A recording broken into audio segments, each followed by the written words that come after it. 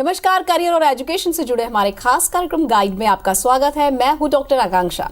आज हम अपने कार्यक्रम में बात करेंगे सिविल इंजीनियरिंग के बाद आखिर क्यों पड़ रही है इंजीनियर्स को ट्रेनिंग की जरूरत। तो हमारे खास कार्यक्रम में गाइड में आज हमारे साथ बतौर एक्सपर्ट पुष्पेंद्र प्रताप सिंह हैं, जो कि CEO एंड फाउंडर है सिविल गुरुजी प्राइवेट लिमिटेड के। आपका बहुत बहुत स्वागत सर। नमस्कार। नमस्कार जी सर, सबसे पहले तो ये जानना है हमें आपसे कि सिविल गुरुजी प्राइवेट लिमिटेड के संस्थापक बनने की कहानी ये कैसे आपके दिमाग में आई? मैं 2013 का पास आउट हूँ। छत्तीसगढ़ से मैंने इंजीनियरिंग कंप्लीट किया और 2013 से 2018 तक जॉब किया। जी 2018 में जब मैं अपनी कंपनी के लिए इंटरव्यू ले रहा था तो उस समय ये आइडेंटिफाई हुआ कि मेला तो लगा इंजीनियर्स का, लेकिन वहाँ पे कोई भी इंजीनियर्स वो टेक्निकली स्किल नहीं मिल रहा है जिस तरीके से कंपनी को चाहिए। कंपनी पेमेंट देने के लिए रेडी है, लेकिन वो क्वालिफाइड इंजीनियर्स आइडेंटिफाई नहीं हो रहा था। उसके बाद से छत्तीसगढ़ के लगभग सारे कॉलेजेस मैंने सर्वे किया और ये आइडेंटिफाई हुआ कि कॉलेज से इंजीनियर पास आउट हो रहा है, उसके बाद कॉलेज कभी उनको कॉल नहीं करता कि बेटा तुमको क्या करना है, आगे कहाँ क्या कर रहे हो, आगे कैसे बढ़ोगे। तो इस गैप को फुलफिल करने के लिए मैंने अपनी जॉब रिजाइन की 1 फरवरी 2018 को और 3-4 महीने कंप्लीट और सर्वे किया और 7 जून 2018 से सिविल गुरुजी स्टार्ट हुआ। तब से लेके आज तक सिविल इंजीनियर्स को उनकी राह दिखा रहे हैं ये कैसे जल्दी से जल्दी वो अपने करियर में आगे बढ़ के ग्रो कर सकते हैं। जी बिल्कुल, यानी हम समझ सकते हैं कि एक इंजीनियर ने दूसरे इंजीनियर का दर्द समझा, डिसाइड किया कि अब उन्हें एक सही दिशा मिलनी चाहिए। वैसे आपके हिसाब से सिविल इंजीनियरिंग जो शिक्षा प्रणाली है उसमें क्या कमियां आपको लगती है? क्या व्यावहारिक प्रशिक्षण वास्तव में नहीं मिल पाता है बच्चों को? प्रैक्टिकल ट्रेनिंग की बात तो जैसे जो एजुकेशन सिस्टम बोलते हैं हम, उसमें एजुकेशन तो है, सिस्टम पे एरर है।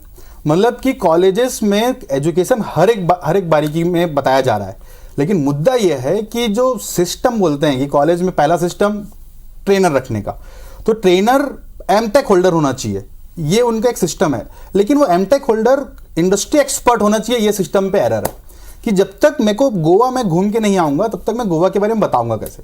तो वैसे ही आज जितने कॉलेजेस हैं उन सब के प्रोफेसर्स जो हैं, मैक्सिमम प्रोफेसर्स, सब नहीं बोलूंगा, मैक्सिमम प्रोफेसर सिर्फ एमटेक होल्डर है, उनको इंडस्ट्री का नॉलेज नहीं। ये सिस्टम पे एरर है।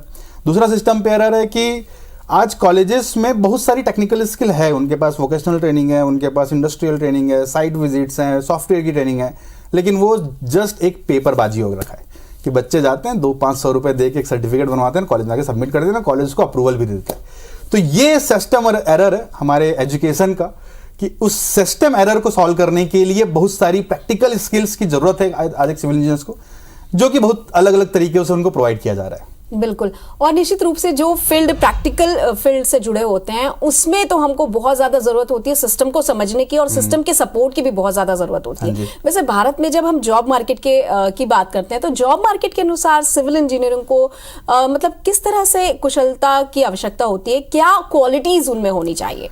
जॉब मार्केट को पहले दो समझते हैं कि जॉब क्या है। बहुत सारी कंस्ट्रक्शन कंपनी है और हर कंस्ट्रक्शन कंपनी के अपने हिसाब से जॉब स्किल है कि उनको एक एंट्री लेवल पे इंजीनियर चाहिए, उनको मिड लेवल पे इंजीनियर चाहिए, या उनको सीनियर लेवल पे इंजीनियर चाहिए। और जिस लेवल पे इंजीनियर चाहिए उसके जॉब है, जिसको हम जॉब डिस्क्रिप्शन बोलते हैं, जेडी, कि हर एक जॉब का अलग डिस्क्रिप्शन है और उस डिस्क्रिप्शन के हिसाब से आज इंजीनियर्स को ट्रेनिंग लेने का कोई ऑप्शन नहीं है। फॉर एग्जाम्पल कि जैसे कि हम सबसे फेमस कंपनी की बात कर रहे हैं L&T। अब L&T बहुत सारे कोर जोन में काम करती है, बिल्डिंग भी बनाती है, रोड भी बनाती है, ब्रिजेस भी बना रही है, डैम भी बना रही है, इंफ्रास्ट्रक्चर बिल्ड कर रहे हैं। तो हर एक एंट्री लेवल जॉब पोस्ट का टेक्निकल स्किल अलग है। तो इसलिए ये सिंगल लाइन पे क्लियर कर पाना थोड़ा मुश्किल है, लेकिन जो बेसिक जो स्किल चाहिए वो एक लैंग्वेज, जैसे आज मैं हिंदी बोल पा रहा हूँ तो वैसे ही इंजीनियर्स के लिए एक लैंग्वेज है, वो है ड्राइंग का लैंग्वेज। यदि वो ड्राइंग का लैंग्वेज समझ पाए तो वो हर एंट्री लेवल जॉब के लिए फिट हो जाते हैं। उस ड्राइंग के लैंग्वेज से वो क्वांटिटी टेक ऑफ सीख पाए, एक बेसिक स्किल है क्वांटिटी टेक ऑफ निकालना, कि इस बिल्डिंग पे कितना मटेरियल लगेगा, कितना स्टील लगना है, कितना कंक्रीट लगना है, उस पूरे बिल्डिंग का बजट निकाल पाना, ये उनका बेसिक स्किल है जो आना चाहिए उनको एक एंट्री लेवल जॉब के लिए। और इसी के साथ बात करें तो जिस तरीके से हम अभी बात कर रहे हैं कि मैं अपनी चीजों को समझा पा रहा हूँ, कम्युनिकेशन स्किल बहुत प्राइम टेक्निकल स्किल है ये, एक इंजीनियर्स को अपनी बातें समझाना आना चाहिए जिससे कि वो हर एक इंटरव्यू में सेलेक्ट हो सके और ग्रो कर सके अपने साइट पे लोगों को समझा के। तो ये बेसिक टेक्निकल स्किल है जो आज इस इंडस्ट्री में अलग अलग जॉब पोस्ट के हिसाब से रिक्वायर्ड है। जी कई बार ऐसा होता है ना सर, जब हम कॉलेज में जाते हैं ना तो बहुत सारी ड्रीम्स होती है, हमें लगता है बस कॉलेज में अगर हमने एडमिशन लिया है तो कॉलेज हमें सब कुछ सिखा देगा। हाँ जी। ठीक है, तो क्या कॉलेजों के पाठ्यक्रम में ये कौशल शामिल नहीं है? अगर नहीं है तो आप इसे कैसे मदद करते हैं? जैसे मैंने पहले भी अपने बात में कहा कि कॉलेज के पाठ्यक्रम में शामिल है, लेकिन जो प्रोफेसर हैं वो उनको ना वन नाइट फाइट बोलते हैं। आज इंजीनियर्स कहते हैं कि हम वन नाइट फाइट इंजीनियर है, मतलब कल एग्जाम है तो आज पढ़े और वो पेपर इंजीनियर तो बन गए, लेकिन वो जो 6 महीना वो जो पाठ्यक्रम पे लिखा है, जो उनके सिलेबस में है, वो एक्चुअल में इंडस्ट्री कैसे फिट बनता है, वो इंडस्ट्री में कैसे अप्लाई होता है, वो क्यों जरूरत है सीखना, इसकी बातें नहीं होती। जैसे कि मैं आज तक जापान नहीं गया हूं, मैंने सुना है, और यदि कोई मेरे को बोले कि जापान में यार बिल्डिंग अच्छी है, इंफ्रास्ट्रक्चर अच्छा है, तो मेरे को समझने में दिक्कत होगा। लेकिन यदि कोई मुझको विजुअलाइज करवा दे, चाहे वो सिमुलेशंस में हो, 3D इमेजेस में हो, इमेजेस में ही क्यों ना हो, तो वहां से बहुत ही आसानी से इंजीनियर्स को विजुअलाइज हो सकता है और वो समझ पाता है। तो ये जो पढ़ाने का तरीका है ना जी, कि जब तक मैंने गोवा देखा ही नहीं तब तक मुझे गोवा के कितने भी गुणगान गाओ, मेरे को कोई मतलब नहीं उससे। बच्चा आज विजुअलाइज नहीं कर पाता, उसके लिए एग्जाम पास करने तक की एजुकेशन रह गया है कॉलेजेस में जी। और जो इसको सॉल्व करने का तरीका है वो हमने कैसे अडॉप्ट किया कि हम आज इंजीनियर्स को यदि एक्सकवेशन की बात करते हैं, गड्ढा की बात कर रहे हैं, तो हम उसको साइड ले जाके गड्ढे दिखाते हैं कि देखिए गड्ढा है, कैसे एक्सकवेट होता है, किस किस तरीके से एक्सकवेट कर सकता है, इसको मेजरमेंट कैसे किया जाता है, क्या इसकी स्पेसिफिकेशंस है, कुछ कोड्स हैं बिल्डिंग के अपने कंस्ट्रक्शन इंडस्ट्री में, IS कोड्स हो गए, CPWD के स्पेसिफिकेशंस हो गए, BIS के कोड्स हैं। तो ये इस कोड्स के बारे में हम अपने इंजीनियर्स को बता रहे हैं। ऑन साइट ले जाके विजुअलाइज करना बहुत जरूरी है। जब एक बार आदमी के इमेज में, ब्रेन में इमेज बन जाता है तो भूलता नहीं है जी। तो इस कल्चर को हमने अडॉप्ट किया और लोगों को प्रैक्टिकली सिखा रहे हैं, थियोरिटिकली नहीं, हर एक चीज विजुअलाइज करवा के। जी बिल्कुल, और ये बहुत ज्यादा जरूरी है। जब आप प्रैक्टिकल फील्ड में जाते हैं, विजुअलाइजेशन आप करते हैं, तो आपका जो कॉन्सेप्ट है वो और ज्यादा क्लियर हो जाता है। वैसे जब हम कौशल आधारित प्रशिक्षण की बात करते हैं सर, तो पारंपरिक शैक्षणिक शिक्षा जो है वो कितनी इंपॉर्टेंट है? इंपॉर्टेंस मीन्स यदि मेरे को गाड़ी चलाना है हाँ। तो मैं गाड़ी चला के सीखूंगा। मैं चौक चौराहा में बैठ के गाड़ी चलाना नहीं सीख सकता। बिल्कुल। मैं कितनी भी ट्रैफिक देख लूं, मैं को गाड़ी चलाने नहीं आएगी जी। अब रही बात, एक बार मुझे गाड़ी चलाना कोई सिखा दे, चाहे वो ग्राउंड में ही क्यों ना हो, तो मैं हर जगह गाड़ी चलाने के लिए धीरे धीरे कैपेबल बन जाऊंगा। मैं यदि उसको ट्रायल करते रहूंगा तो कि मैं हाईवे में गाड़ी चलाया, मैंने स्पीड गाड़ी चलाया, कुछ लोग व्हीली भी मारना चालू कर देते हैं, वो उनकी प्रैक्टिस पे डिपेंड करता है। इसलिए प्रैक्टिकल ट्रेनिंग जो है उसका मुद्दा बहुत क्लियर है कि जब तक इंजीनियर साइट पे खड़े होके धूप में अपना कलर को काला नहीं करवाएगा, तब तक उसको टेक्निकल स्किल का, जो प्रैक्टिकल स्किल है उसका अवेयरनेस नहीं आएगा। इसीलिए सिविल गुरुजी क्या कर रहा है कि आज इंजीनियर्स को क्लासरूम तो लेक्चर दे ही रहा है, क्योंकि कैलकुलेशन सॉफ्टवेयर आप क्लासरूम में सिखा सकते हो, लेकिन जहां बात आता है प्रैक्टिकल एग्जीक्यूशन का, तो उनको साइट ले जाते हैं, ट्रेनर उनके साइड जाता है और पूरा एक ओपन ग्राउंड दे देते हैं कि ये लो, चलो लेआउट करो, चलो आओ बिल्डिंग पे, ये बिल्डिंग बन गया, इसकी क्या क्या चेकलिस्ट है, इनकी क्या क्या कमियां हैं और उसको सॉल्व कैसे करते हैं, वो सब उनको ऑन साइट दिखाया जाता है। इसलिए प्रैक्टिकल ट्रेनिंग जरूरी है कि स्विमिंग करना है तो तालाब में कूदना पड़ेगा, सिविल इंजीनियरिंग सीखना है तो साइट पे खड़ा होना पड़ेगा। बिल्कुल। और सर जब हम बात कर रहे हैं सिविल इंजीनियरिंग की, तो जब बच्चा सिविल इंजीनियरिंग की पढ़ाई कर रहा है, ऑलरेडी उसके पास एक पाठ्यक्रम बना है जो सुनिश्चित है, उस पाठ्यक्रम को उसने पढ़ लिया है, लेकिन फिर आप अपने इंस्टीट्यूट में भी उसे रन कर रहे हैं, तो आपके पाठ्यक्रम की क्या विशेषता है जो सिविल इंजीनियरिंग को उद्योग के लिए तैयार करता है? एग्जाम्पल दूंगा मैम इसका कि रिसेंटली भी मेरे बच्चे का तबीयत खराब था, तो उसको टॉन्सिल हो गया, तो मेरे को पता है कि कौन सा डॉक्टर गले का डॉक्टर है, मैं उसको हड्डी के डॉक्टर के पास नहीं ले जाऊंगा। सेम वैसे ही आज जो कॉलेजेस की जो एजुकेशन सिस्टम है जी, एजुकेशन तो है, सिस्टम में क्या एरर है कि एमटेक होल्डर बहुत सारे लेक्चर की ट्रेनिंग प्रोवाइड कर रहा है, लेकिन क्या वो उसका रियल एक्सपर्ट है? तो जो सिविल गुरुजी है, सिविल गुरुजी क्या कर रहा है, यदि इंजीनियर को बिल्डिंग पढ़ना है तो जो बिल्डिंग में एक्सपर्ट है, जैसे कि मैं बिल्डिंग में एक्सपर्ट हूं तो मैं बिल्डिंग सिखाता हूं, मेरे को रोड नहीं आता तो मैं रोड नहीं सिखाता। रोड के लिए हमारे फजलुर रहमान जी हैं, वो फजलुर रहमान रोड की ट्रेनिंग प्रोवाइड कर रहे हैं। BIM सिखाना है तो जो BIM प्रोजेक्ट्स में एक्सपर्ट ट्रेनर है उसको हमने ऑन बोर्ड कर लिया, वो BIM सिखा रहा है। ब्रिजेस सिखाना है तो ब्रिजेस का एक्सपर्ट ट्रेनर है। तो जो हमारे और कॉलेज के एजुकेशन सिस्टम पे डिफरेंस है वो यही, जिसको आता है उसी से पूछो, वो आपको सही रास्ते तक पहुंचा देगा। कि आज इंजीनियर की एक बोलने पे काबिल है कि वो किस जगह पे है, उसकी रियल नॉलेज कितनी है, ये हम उसको विजुअलाइज कराते हैं। देख तेरे को क्या आता है आज जी, अब तेरे को जाना कहां है और उस रास्ते का रोड मैप कैसा, कैसे जाएगा, वो उसका जो क्वालिफाइड इंजीनियर है वो बताता है कि कैसे पहुंचते हैं। तो जब मार्गदर्शक हो तो बहुत आसान हो जाता है लोगों को उसकी मंजिल तक पहुंचाना। बिल्कुल, और खास तौर पर उस व्यक्ति के लिए जिसे चौराहे पर छोड़ दिया गया हो और 4 रास्ते तो दिख रहे हो, पर ये नहीं पता है कि उसे बढ़ना कहाँ पे। वैसे आपके संस्थान से जो ट्रेनिंग लेते हैं तो आपने उनसे फीडबैक भी लिया होगा स्टूडेंट्स से, तो वो स्टूडेंट्स क्या कहते हैं कि करियर में कितना बदलाव उनके आया, किस तरह से चेंजेस वो महसूस करते हैं? ये कहते हुए मुझे बहुत अच्छा लगता है कि हमारा जो, मैं इसका आंसर देने से पहले अपना ट्रेनिंग पैटर्न बताऊंगा जी। हम अपनी ट्रेनिंग का 65% फीस इंजीनियर के प्लेसमेंट के बाद चार्ज करते हैं। 100 रुपए में से 65 रुपए वो तभी पे करेगा जब उसकी जॉब लगेगी, और वो भी मिनिमम सैलरी, मतलब एंट्री लेवल जो सैलरी है, फर्स्ट जॉब मिनिमम 20,000 रुपए की बात करते हैं कि आज इंडिया में है जो जितने कोर जोन है वहां पे एंट्री लेवल मार्केट में 8,000, 10,000, 12,000, 15,000 की सैलरी मिलती है, लेकिन हमारा इंजीनियर एंट्री लेवल पे 20,000 की सैलरी लेता है। तो ये मेरे लिए एक प्राउड मूवमेंट होता है जब भी इंजीनियर्स अपनी बैलेंस फीस पे करने लग जाता है कि हाँ हमने सही पढ़ाया है। अब बात करें उनके फीडबैक का कि 76%, अब फीडबैक तो वही है ना कि जो मेरे पास पैसे आ रहे हैं, जो 65% फीस मेरे को देता है वो आज हमारा 76% सिलेक्शन रेशियो है। तो जो इंजीनियर्स हमें कहने पे आज काबिल हैं कि इंडिया के थोड़ा साउथ हटा दें तो इंडिया में सेंटर, ईस्ट, वेस्ट और नॉर्थ हर एक सिटी में सिविल इंजीनियर्स अवेलेबल है, सिविल गुरुजी से पढ़ाया हुआ। और इंडिया की जितनी टॉप मोस्ट कंस्ट्रक्शन कंपनी के बारे में हम जानते हैं लगभग सब में सिविल इंजीनियर आज सिविल गुरु से पढ़ाया हुआ अवेलेबल है। साथ ही साथ करीब 12 से 15% सिविल इंजीनियर जो हमारे पास आते हैं वो जॉब करने नहीं आते, वो अपना बिजनेस स्टार्ट करने आते हैं। तो आज वो सक्सेसफुली अपना बिजनेस रन कर रहे हैं। एक इंजीनियर है मैम जो बिहार से है और उसने बिहार के 13-14 डिस्ट्रिक्ट में अपनी फ्रेंचाइजी एक्सपांड कर रखा है। एक पुणे से है, उसने अपनी फ्रेंचाइजी एक्सपांड कर रखा है। मतलब उनकी कंसल्टेंसी, उनकी बिजनेस ग्रोथ, उनका बिजनेस एग्जीक्यूशन पे भी हम सपोर्ट करते हैं।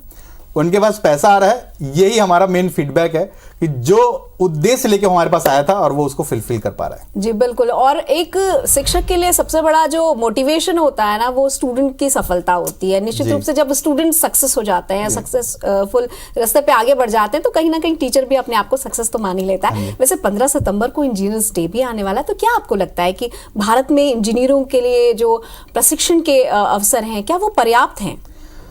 कहना नहीं चाहिए मुझे, लेकिन ये पर्याप्त नहीं है। यदि पर्याप्त होते तो सिविल गुरुजी का आविष्कार नहीं होता। पर्याप्त होते तो मैं कहीं जॉब कर रहा होता और सभी इंजीनियर्स अपने करियर में ग्रो कर रहे होते। मैं आपको एक डेटा बताता हूं कि हर साल AICTE की रिपोर्ट के अनुसार 4 लाख सिविल इंजीनियर इनरोल होते हैं कॉलेजेस में, और हर साल 2.5 लाख ही पास होते हैं। 1.5 लाख तो रास्ते में ही अपना दम तोड़ ले रहे हैं।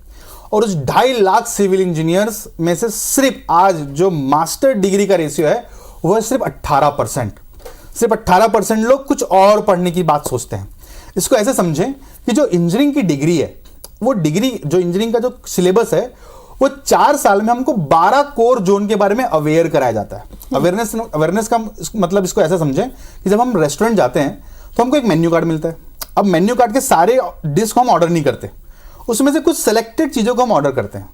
तो जो 4 साल की सिविल इंजीनियरिंग है ना, वो मेन्यू कार्ड है कि आप पूरा देख लो आपको क्या क्या ऑर्डर कर सकते हो, और 4 साल के बाद किसी स्पेसिफिक जोन पे आपको ऑर्डर करना है।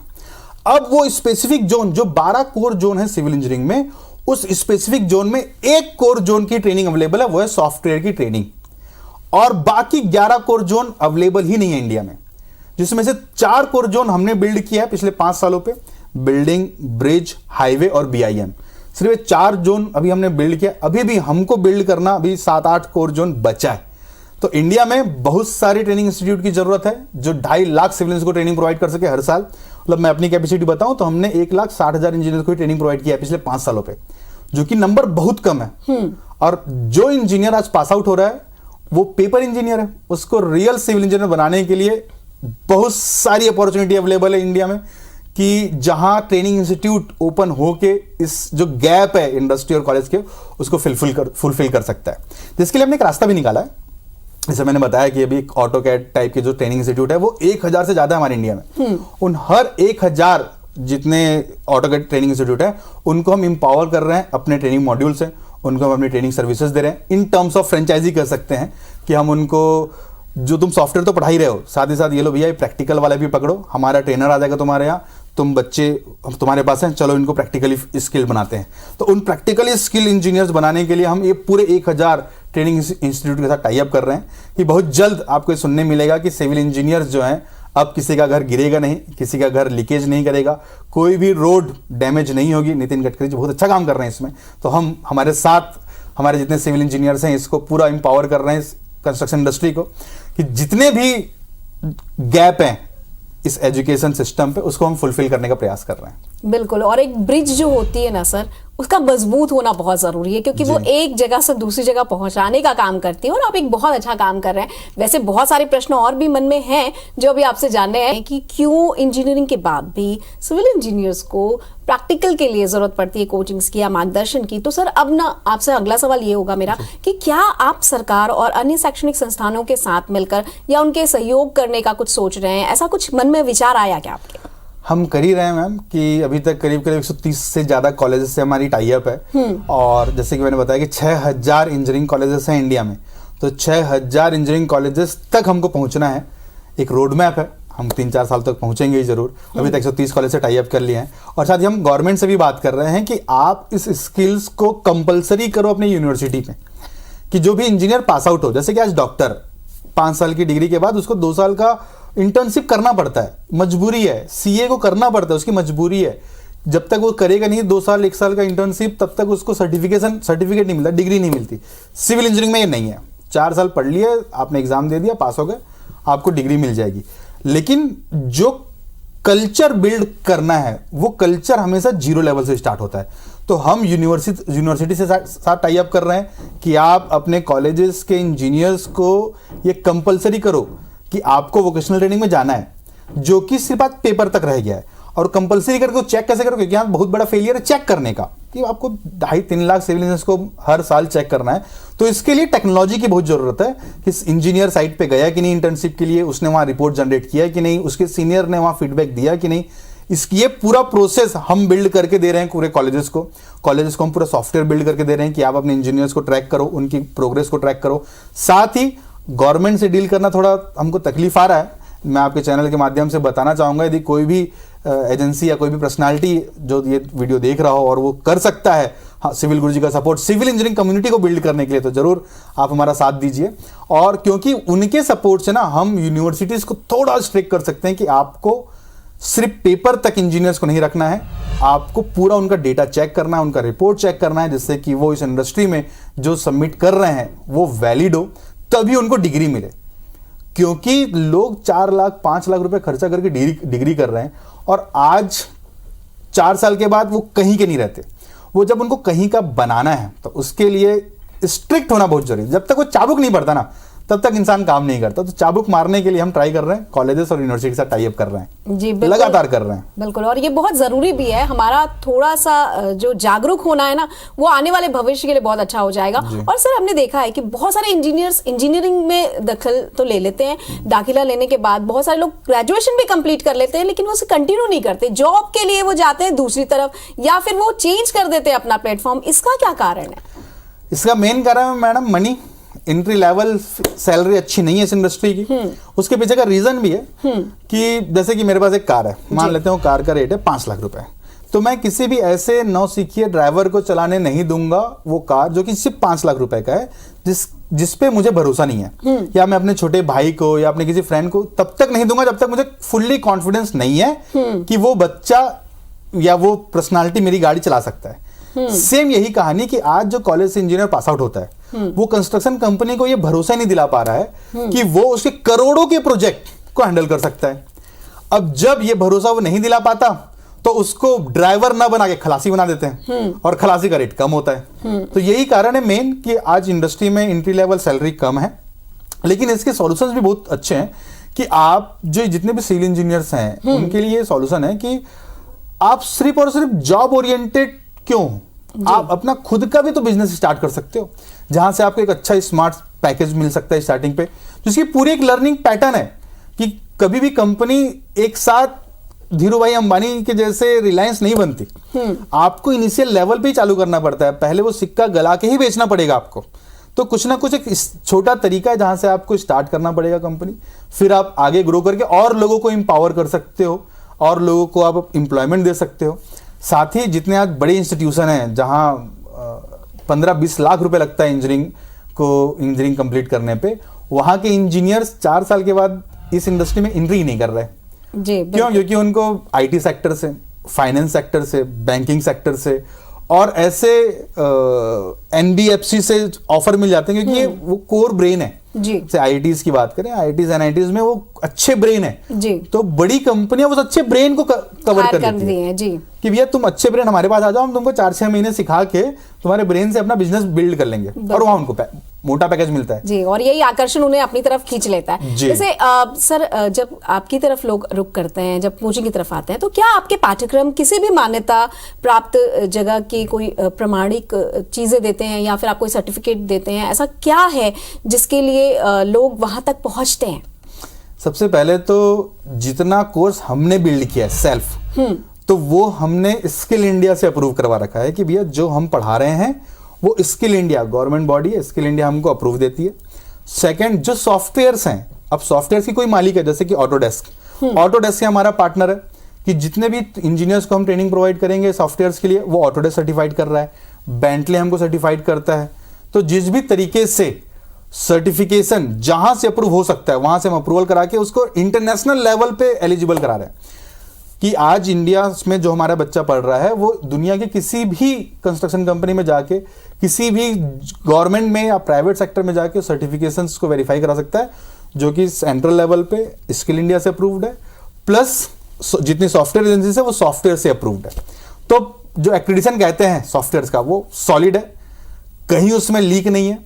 ऑनलाइन भी इसको वेरीफाई करवा दें, क्योंकि कंस्ट्रक्शन कंपनीज में क्या होता है कि जो एचआर टीम होता है उसको उस सर्टिफिकेशन वेरीफाई कराना बहुत इंपॉर्टेंट हो जाता है। तो वो हमारे ऑनलाइन पोर्टल से ही आके उनका इंजीनियर का एनरोलमेंट नंबर डाल के उसको वेरीफाई कर सकता है। जी, ये बहुत अच्छी बात आपने बता दी। एक सर्टिफिकेशन कोर्स का होना जो है वो लाजमी भी है और उससे एक ऑथेंटिसिटी भी आ जाती है। हमसे बातचीत करने के लिए और इतनी महत्वपूर्ण जानकारी देने के लिए आपका बहुत बहुत शुक्रिया, और हम आशा करते हैं दोस्तों कि इसके माध्यम से आज जो कुछ भी जानकारी हमने आप तक पहुंचाई है उससे आपका मार्गदर्शन जरूर हुआ होगा। गाइड का सफर आज बस इतना ही, किसी और विषय के साथ होगी मुलाकात, तब तक कीजिए थोड़ी सी प्रतीक्षा, थोड़ा सा इंतजार। नमस्कार।